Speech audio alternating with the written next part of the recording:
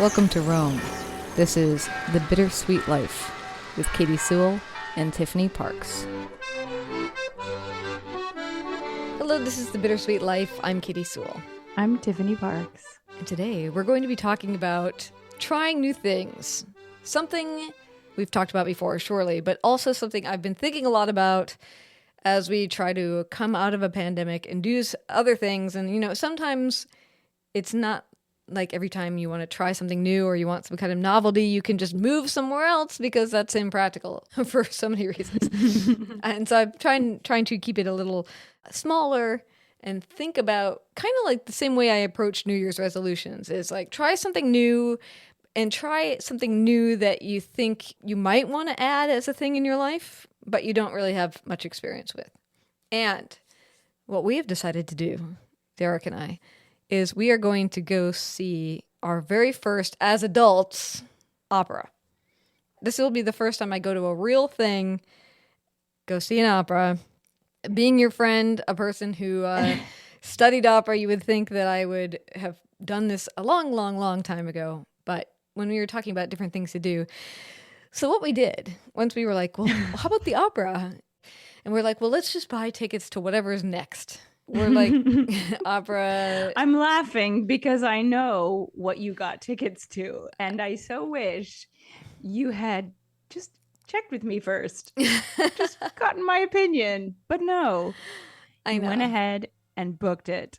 I did, and we're going. Well, why don't you reveal? Because you know what it is we're going to.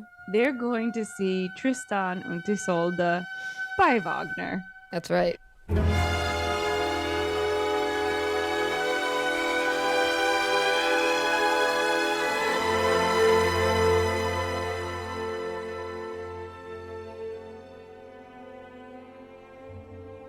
So running time, another thing we didn't look into, not counting intermissions, by the way. Running time for the show itself is going to ring in at somewhere around 4 hours and 45 minutes to 5 hours. It begins at 6:00 p.m. That is a mercy. Okay, because because I went to an opera recently that lasted 4 hours and it started at 8. And I was so tired. I loved it, but I was so tired by the end of it. My eyes hurt. You know, when your eyes physically hurt. Yes. So it was funny because I didn't ask your opinion. I think partly because it was late at night when we were having this discussion. Maybe you would have been up. I feel like it was around 9 p.m. our time where we were having this discussion about doing something different. And I mentioned, what if we went to an opera? And on a whim, bought those tickets. And then I get my first hint that this may have been an unwise choice because I went to an event where I ran into a man I know from the radio industry whose office is in the back of the new Seattle Opera House because he works for Classic King FM, the classic music station. I said, we're going to the opera. And he got this like alarmed look on his face rather than oh, good for you, which is probably what I was expecting. Alarmed looked on his face and he goes, you're not going to go see the new Wagner opera, are you? And I said, yeah. And he goes, and he says, oh, that's not really a like first time at the opera sort of experience. Yeah. He's like, it's not a gateway opera. Yeah, he's like, you might never go to the opera again if you go see that. And he's like, I would strongly recommend that you try to turn the tickets in and go to the one that's coming afterwards. Which I think is right?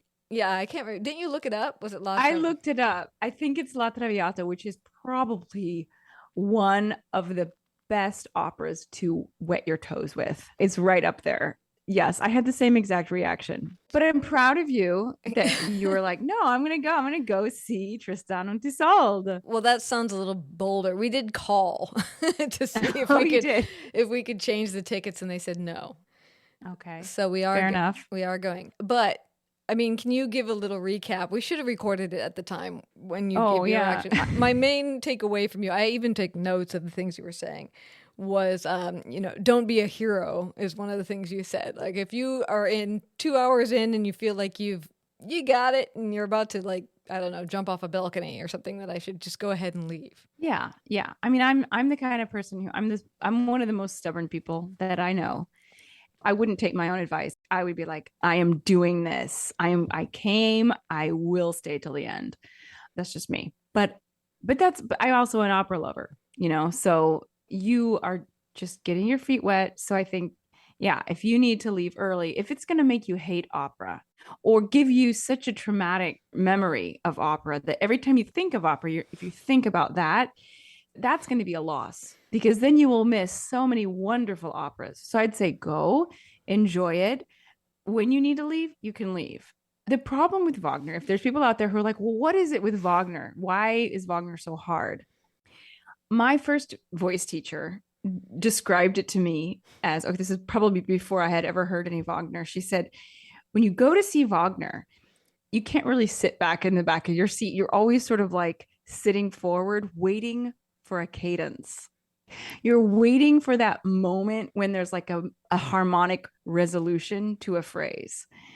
You know what I'm talking about, right? Like you don't have to study opera to know that there is some music, that some classical music that just has a very distinct phrasing to it, and it's very melodic. It Like has a Mozart, for resolution. example. It builds the tension and it It lets it builds go. and and I mean, some music is just simply easier to listen to. Mozart is very easy to listen to.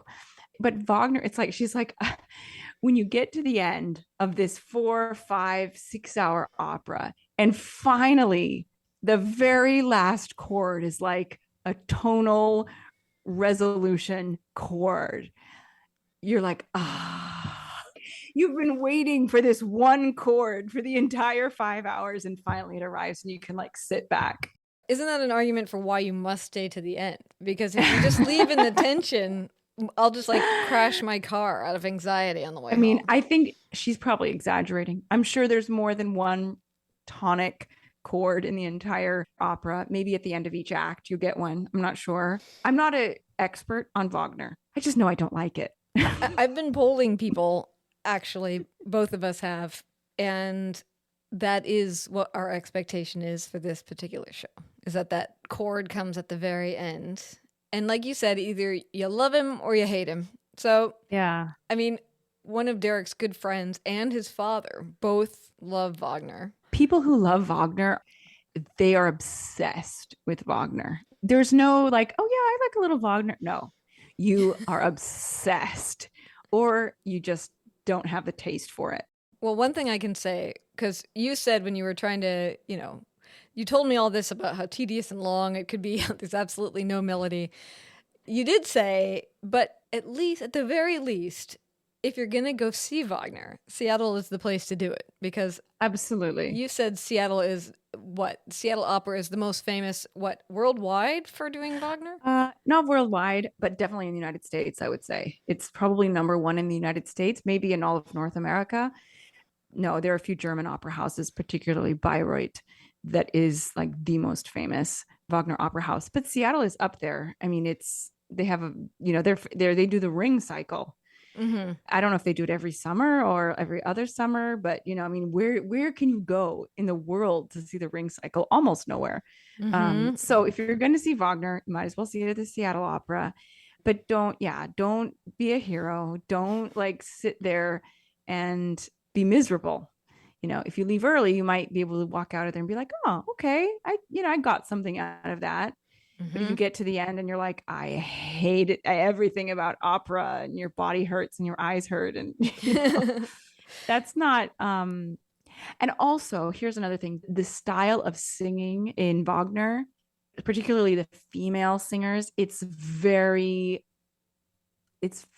what they call spinto, like it's very, which literally means pushed. Again, it's not like Mozart. It's not this sort of clear bell sort of a sound. It's not even, like an Italian romantic opera like Verdi or Puccini. It's what a lot of people in the industry call park and bark singing.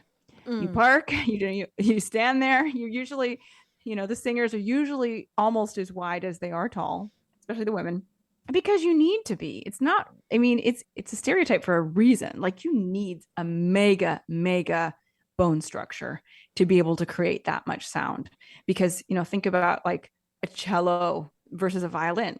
It's bigger, in the wood is thicker, and so it makes a more resonant and richer and lower sound. So it's the same with a singer. Like the more the bigger your bones are, the more your voice resonates within them. And Mm. so you've got these huge singers who just stand there and they, it takes so much energy to sing opera, full stop. But to sing that type of opera that's just it's just completely sustained. There's no, you don't get a lot of breaks. It takes so much energy that you don't have any more energy left to be skipping around the stage and acting. You don't even have energy to really be acting very much. You just got to turn towards that audience and you have to just belt it out. And so if you are a fan of A, the music, and B, that type of singing, yes, you can enjoy it. If you're not, like if you're looking for a piece of theater, it's not going to be convincing acting. I mean, maybe there are a few rare exceptions to this rule, but when you go to see like a Verdi opera, it's very dramatic. There's a lot of dramatic moments and scenes. Not to say that Wagner's not dramatic, but there's just more, I don't know, more expression going on and more interaction between the characters. Whereas I feel like in Wagner, you're just parking and barking. Okay. I mean, I guess I don't really know what I like when it comes to opera. So that's why it's kind of a wide open thing. I will tell you, this show got rave reviews in the newspaper. And here's one part I just want to read you so that you can, when we talk about, because what we're going to do is we're going to pause this episode. I'm going to go. I'm going to play, maybe record some audio while we're there. And then we're going to kind of come back together. In this episode, you're going to experience the whole thing. But just so that you can imagine a little bit about what I'm going to be seeing, they talk a lot about not only how talented the singers are and the casting, basically, blah, blah, blah, but they talk about how the stage director and the set designer have made a quote unquote game-changing version of this opera. And here's what they say. Here, the character's world changes around them as video projections envelop the stage in consistently shifting locations, from stormy seas to starlit skies to beautiful forest vistas. At key moments, a platform lift elevates Tristan and Isolde literally into a world of their own, surrounded by vivid swirls of clouds and stars as they hail a night of love. It is breathtakingly lovely. We see the universe change around the two singers as they are enveloped in a different and beautiful reality that reflects what they are feeling. Oh, that sounds really good. Mm-hmm. So who knows? That sounds interesting. Who knows? So, who knows? Yeah, I'm looking forward to hearing your reaction, what you think of it all. And I should also put out this challenge before we pause and head to the opera.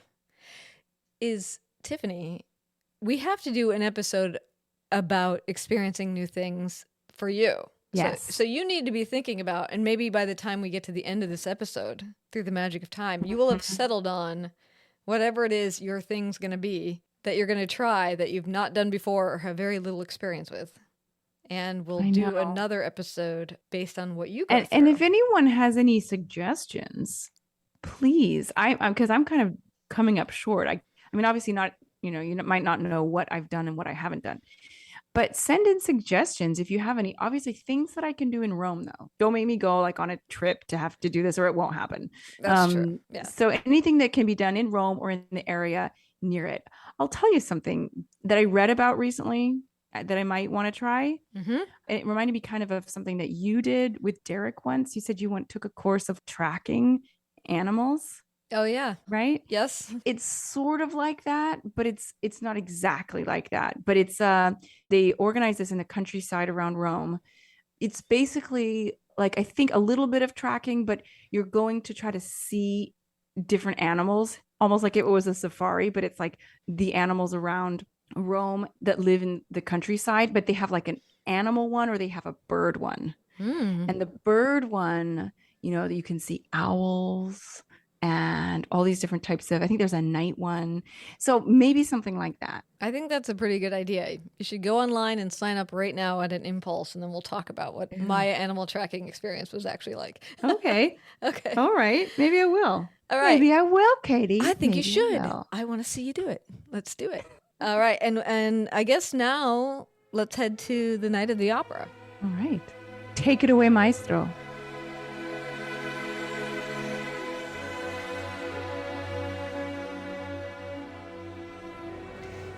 Hello from the Seattle Opera House. Katy and Derek reporting. We just arrived, and we're sitting in the lobby having a cocktail before the show. Not overdoing it, because we've been told that we should not come to the show tired. So we are having a cocktail and waiting for about an hour still before the show begins. And how are you feeling about it right now, Derek? I'm a little daunted, I'll be honest. We listened to a talk given by the dramaturg, and he said that the opera demands everything that you have to give. And I don't feel like I'm in a position to give everything that I have to give right now. Or you don't have much to give. We also got a bit of a lesson into Wagner, his life and his past, what state of mind he was in when he wrote this opera. And we did learn that when he wrote the first act, he was, let's see if I can get this right, he was living in a house outside of his mentor's house, his patron, basically, with his wife, but was about to get entangled in some things that roughed up their marriage. He wrote the second act while living in what the guy said was the equivalent of an Airbnb, whatever that means. And he wrote the third act while living alone in an apartment. So that gives us some clues into his state of mind. We also learned that Wagner hated opera. Or at least opera as it was presented in the day, and purposely went about to set it right in the way that he wanted it, and that he considered himself more of a poet than a musician. So that's what we know heading into it, and we're going to try to stay the whole way. Derek is determined to stay the whole way. Well, I don't know if I'm determined to stay the whole way, but the one thing I do know about this is that evidently he never really resolves a chord throughout the entire opera, and so it just sort of drags you forward, and then at the very end, he finally resolves, and it's supposedly this big cathartic release for the audience. So it feels odd to sit through 3 or 4 hours of opera that's specifically designed to make you anxious and tense, and then leave before you get the big release. So I would like to make it. Yeah, we'll see. I know, and in this day and age when anxiety is running high, it does seem interesting to go to an opera that might play on anxiety. But I'm also really looking forward to it. I'm expecting to be moved in some way, I hope. Or at the very least, get some good ideas while I'm watching. So we'll leave it at that. We'll check back in maybe later on.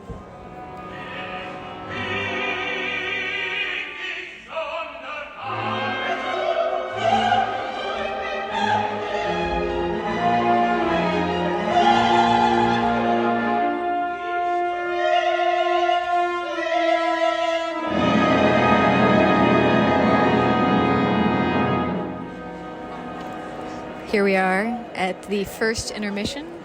The first act was about an hour and 22 minutes. We have no idea how long this intermission is. Derek, do you want to give any impressions about the first act and how you're feeling about what we've heard about this opera in reality? Well, it starts well and it ends well, the first act. There's a long stretch in the middle there that is a little slow. Yeah. It's lovely. I mean, it is lovely, but there's a lot of exposition. I was wondering that too, if it's actually slow, or if it's slow, or if our pace of life is so much faster that it seems really slow. I don't know. I guess we gotta go. I think we gotta go. All right, we're in our seats now, safely ready for Act 2. I did want to ask you before Act 2 begins. We kept hearing over and over again about how the music doesn't resolve. Have you found that to be true? Well, it doesn't seem to be universally true. Definitely there are chords that resolve. Yeah, I mean, I was expecting it to always be building and building and building and building, and I feel like it constantly is going into resolve. That's my experience with it. I was thinking it was going to fill me with much more anxiety than it actually has. Yeah, I definitely feel the music pulling me forward, though. I feel like it's drawing out tension, for sure. First opera you've ever been to? I have been to an operetta before. I went to a Gilbert and Sullivan operetta once. Okay. But this is definitely the first canonical opera I have seen. All right. And the lights are dimming, so here we go. Act 2.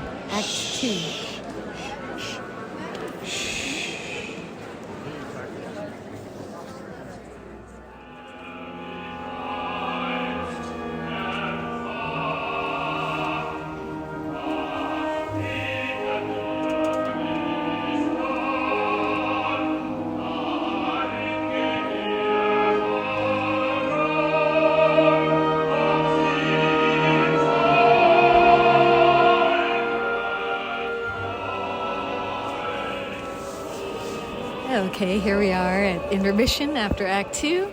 Derek, impressions? Well, I really think Wagner stepped up his game. In Act 2. In Act 2. Yeah. I thought Act 2 really beat Act 1.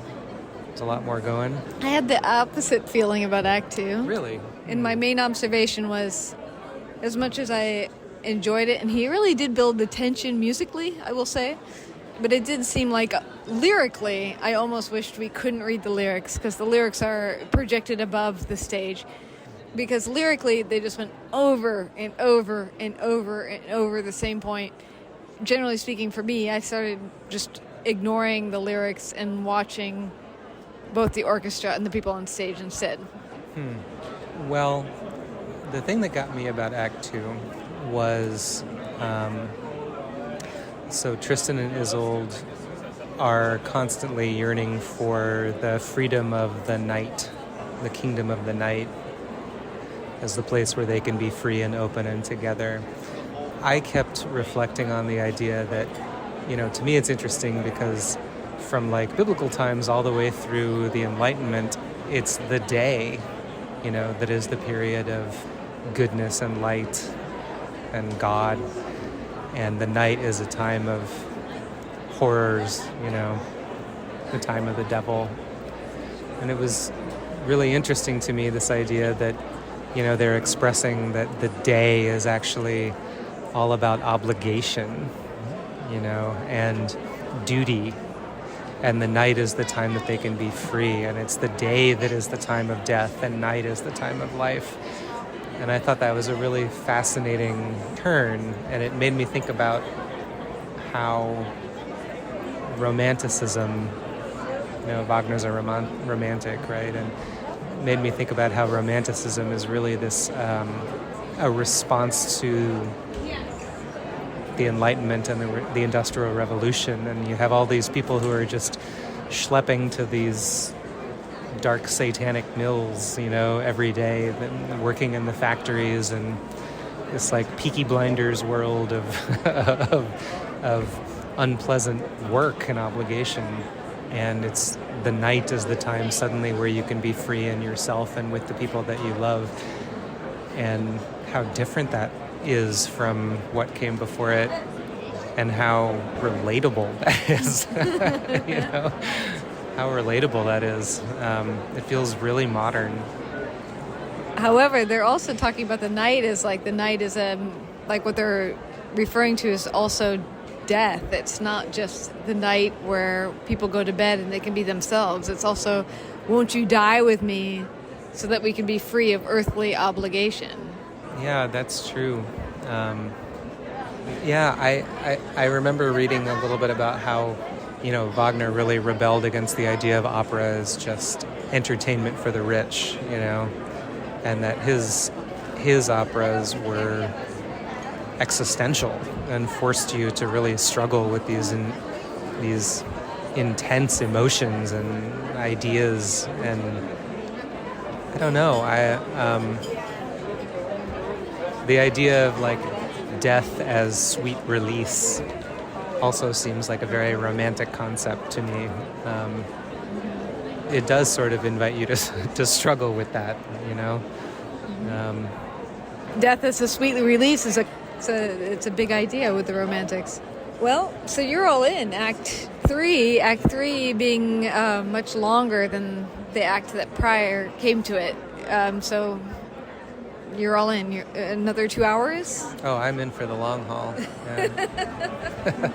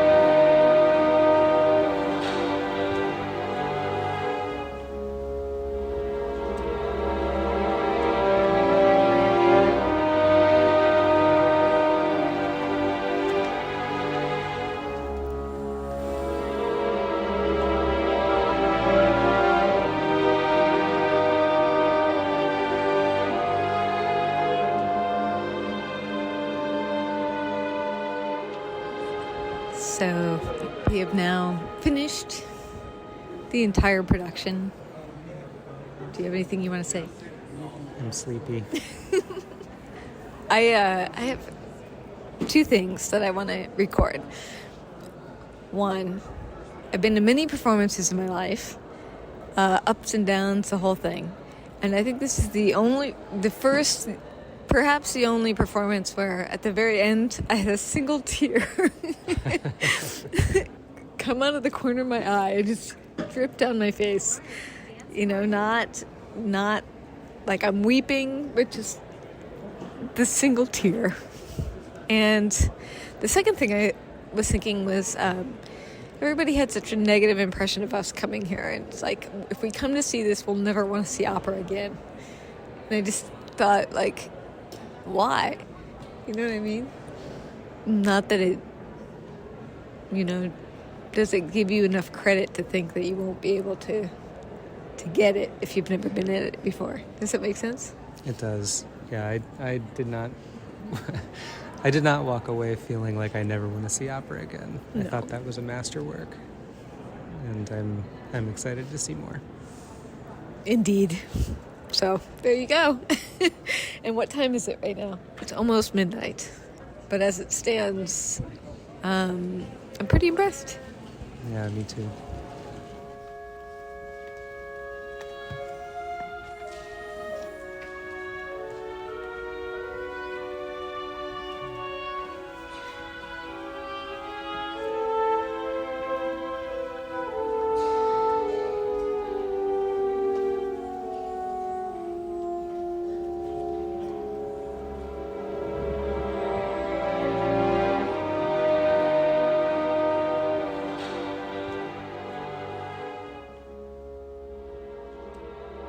And now, through the magic of radio, Tiffany joins me again to do a quick debrief after the opera. So I am dying to hear, what did you think? I have thought to myself many times, Tiffany, that there is the Katy that existed before going to this opera, and there is the Katy who existed after this opera was over. Wow, life-changing. Life-changing opera. Life-changing art. Yes. I'm shocked, actually. I'm truly shocked. I was shocked too, honestly. And it crept up on me. Through the whole performance, I was sort of like, or it wasn't like I was bored, although occasionally. But a lot of the time through it, I was thinking, I should remember to ask Tiffany what it was about opera. Like, why was this the form that she was attracted to go into? And then by the time it hits the final aria after 4.5 hours of opera, all of a sudden I was like, oh, this is why. What was it? I think the entire play, it really tapped into my love of existential thinking, I think, because the entire play is about the two characters talking about death and not in a bad way, but in a what a relief it will be way. Like, I'll finally be able to do what I want to do. I'll finally be able to be what I want to be. Right. And then he somehow, with the magic of music and singing and not lyrics so much, but all of those things colliding, he simulated somehow the feeling of what it would be to die and made you feel very peaceful about it. And that is something I still can't quite explain. How and why was it possible? But I feel like there's like a deeper metaphor here of like the desperate desire to have the opera be over so you can have that sweet relief, like the relief of death. No. This is a Wagner skeptic talking. Yes. No, it wasn't that way at all. It was, people who have been listening to this whole episode heard me tell Derek about the single tear that dropped out of my eye during one part of the aria. And that single tear was really completely involuntary. I wasn't feeling particularly emotional. It just dropped out. And it felt like, I think what's so marvelous about it is like he's managed to both talk about what he was wanting to get across, but he also did this magic where he made you feel it as an audience too. And that, I still don't know. That's some kind of alchemy. I've often thought about doing a different radio show than this one that would be so complicated to make, and I'm not even sure it's possible. But my idea was that you would take a human emotion or a human idea. Like the example I used to pitch people was that you'd make the show about hope, and you'd explore the science of what's happening in your body when you're feeling hopeful. You would explore music that makes you hopeful. You would explore stories that were hopeful. And you'd put this whole experience together looking at the idea of hope from so many different directions. But my real hope in this experiment would be you would feel as the listener whatever it was we were talking about over the course of it, which gets a little hairy if you're doing anger or something. But I wanted you to also feel it while you were hearing it. Mm-hmm. I don't know if that's actually possible, and it certainly would be hard to do. But somehow in this opera, he's taken not just like something simple like hope, he's taken like what it will be like to die. And this argument that like he's proposing, it's going to be peaceful. It's going to be okay. And then he makes you feel that way. It just, I don't know. I'm at a loss, obviously not at a loss for words, but I feel like I can't quite explain it. And if I listen to the aria again, now my body reacts to it in a very odd way. Like as we approach that moment in it where you do feel this sense of relief, my heart just starts pounding, as if I'm in some kind of danger, which is interesting, or like I'm about to feel overwhelmed. But is that how you felt in the moment? No, not at all, because I didn't know what was coming. So now I have the anticipation of what's coming. Oh, that is so interesting. It almost makes me want to see Tristan and Isolde, because I've only seen one Wagner opera live, and it wasn't that one. It was Lohengrin, I believe. And it was not that. First of all, I was very young. Mm-hmm. I was probably in my late teens or very, very early 20s. And I don't know that I had the emotional and artistic capacity to appreciate it, even though I was an opera lover already at that age. Like, I don't know that I could go that deep as you're talking about. But I think another problem with it was that it was actually a rehearsal. It was like the final rehearsal that sometimes they open up to the public for like way cheaper for students or something. And I went with my mom. It was at Seattle Opera, and it was in this huge opera house. I mean, like ginormous. And it was almost empty. There were like maybe 100 people, maybe 20 people. I don't know. There were hardly anybody in there. And it was the middle of summer, and it was freezing cold in there. It was so over air conditioned. And we were dressed for summer, and we were freezing, and we were hugging each other the entire time. And we had our programs propped up against our arms for how cold we were, and we were shivering. I still think that experience is one of the reasons that Wagner leaves me so cold. Yeah, I think you should do it. Why not? Yeah. Wagner almost never comes to the Rome opera. I am trying to think back if I've ever seen advertised of Wagner opera here. I don't feel like they do it very often, but I will investigate. And at the very least, maybe I'll listen to some Tristan and Isolde. I've heard some of it, had to study a certain amount, but again, we're talking long time ago. Well, maybe to end this episode, I'll play that moment in the aria to go out. Because one of my questions is, can you feel the same thing if you haven't lived through the 4.5 hours that come prior to it or not? Probably not. I would say probably not. Well, I'll Probably play it not. and then you all listening can report if and what you feel listening to this one moment. It's actually the moment that ends the entire opera. So I guess, spoiler alert, if you don't want to hear the song that ends the total opera. I'm not going to play the whole song because it's very, very long, but I'll play kind of where it crescendos. Oh, really? I would never have guessed that. Right. It's an opera. I mean, it just goes on and on and on. Anyway, all right. Well, that's a plus one, a check mark, big thumbs up for trying the new experience of going to opera. I think it will become a part of my life. I don't know if I have the guts to do the ring cycle, but I will definitely see another opera in my lifetime. I am not scared away. I am encouraged to dig further in. If Wagner can encourage you, I'm impressed. Thank you so much. Turns out I'm a lot deeper than you thought. All right. And until next time, this is The Bittersweet Life. I'm Katy Sewell. I'm Tiffany Parks. Join us again. Bye.